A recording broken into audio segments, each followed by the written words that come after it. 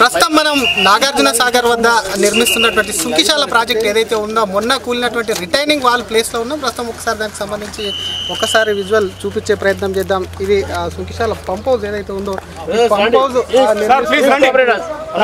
దానికి సంబంధించి కనిపించే రిటైన్ వాల్ ఏదైతే ఇటు సైడ్ కూడా విజువల్లో ఈ వాల్ కనిపిస్తుందో ఆ వాల్కు సంబంధించి అదే వాళ్ళు కంటిన్యూటీగా అంటే ఇప్పటికీ అక్కడ వర్క్ జరుగుతుంది. లేబర్ కూడా దానికి సంబంధించి పంప్ హౌస్ అక్కడ పెట్టడానికి వర్క్ అయితే జరుగుతుంది.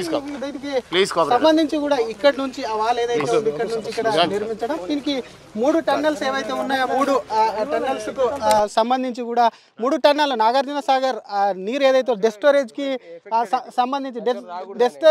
సంబంధించినటువంటి వాటర్ ను ఒకవైపు పంప్ హౌస్ నుంచి కూడా హైదరాబాద్ కు కూడా తరలించేందుకు ఈ పంప్ హౌస్ నిర్మిస్తున్నారు. సుంకిశాల పంప్ హౌస్ ఏదైతే ఉందో దానికి సంబంధించి రిటైనింగ్ వాల్ ఇక్కడే కూలింది. దీనికి సంబంధించి పెద్ద ఎత్తున రాజకీయ చర్చ కూడా జరుగుతున్నటువంటి సిచ్యువేషన్ ఉంది. పంప్ హౌస్ కు సంబంధించి ఈరోజు బీజేపీ బృందం కూడా ఒకవైపు దీన్ని పరిశీలించేందుకు కూడా ఇక్కడికి వచ్చింది. బీజేపీ బృందానికి అటు ఉన్నటువంటి హెచ్ఎండి అధికారులు కానివ్వండి, ఇటు నిర్మిస్తున్నటువంటి మెగా సంస్థ ఏదైతే ఉందో మెగా సంస్థకు సంబంధించినటువంటి అధికారులు కూడా ఇక్కడ ఉండి ఏ విధంగా కూలిపోయిందన్న దాన్ని వివరించారు. ఇప్పటికే రాజకీయంగా కూడా ఒకవైపు రంగు అయితే పులుముకున్నటువంటి ఆ సిచ్యువేషన్ ఉంది. దీనికి సంబంధించి మెగా సంస్థ ఏదైతే ఉందో దాదాపుగా 2200 కోట్లకు సంబంధించినటువంటి ఈ ప్రాజెక్టు నాణ్యత లోపం వల్లనే కూలిపోయింది. అదే సంస్థ కూడా ఒకవైపు కూడా ఎందుకు ఇస్తున్నారంటూ కూడా ఇప్పటికే అటు బీజేపీ నేతలు విమర్శిస్తున్నటువంటి తరుణంలో ఈరోజు ప్రాజెక్టులో విజిటింగ్ దీనికి సంబంధించి కూడా ఒకవైపు విజిటింగ్ అయితే చేశారు. మరి దీనికి సంబంధించి అధికారులు చెప్తున్న ఒకటే టన్నెల్స్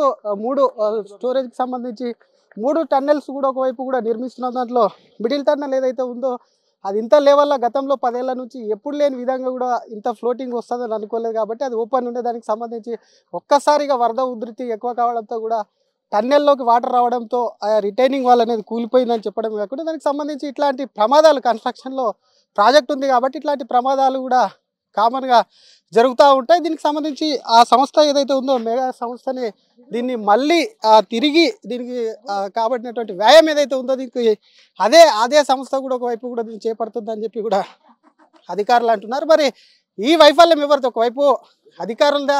ఎందుకంటే ఆగస్టు 2 నాడు కూడా ఒకవైపు దీనికి సంబంధించి కూడా ఈ ప్రాజెక్టు సంబంధించి కూలిపోతే ఒక వారం రోజుల తర్వాత కూడా దీనికి సంబంధించినటువంటి వీడియో బయటికి వచ్చింది. ఆ వీడియో వచ్చినంత వరకు కూడా అధికారులు ఎవరు కూడా మరోవైపు ఇది నిర్మిస్తున్నటువంటి మెగా సంస్థ కూడా దీన్ని బయట పెట్టలేదు కాబట్టి దీన్ని తప్పెవరిది అని చెప్పి ఒకవైపు నెటిజన్లు ప్రశ్నిస్తుంటే గత ప్రభుత్వం ఇచ్చినటువంటి సంస్థ ఏదైతే ఉందో మెగాకు సంబంధించి కూడా వాళ్ళు నాణ్యత లేని పనులు చేస్తున్న వాళ్ళకే ఇస్తుంది అని చెప్పి కూడా విపక్షమైనటువంటి మరొక బీజేపీ ఆరోపిస్తున్నటువంటి నేపథ్యంలో ఈరోజు ఈ పనులకు సంబంధించి మాత్రం పూర్తి స్థాయిలో ఏ విధంగా కూలింది, ఎందుకు కూలింది అనే దాని మీద పరిశీలిస్తున్నారు. మరి తప్పెవరిది అన్నది ఇంకా క్వశ్చన్ మార్క్ గానే మరి అధికారులు ఇంకేం చెప్తారన్న దానిపై అధికారులను అడిగి తెలుసుకుందాం.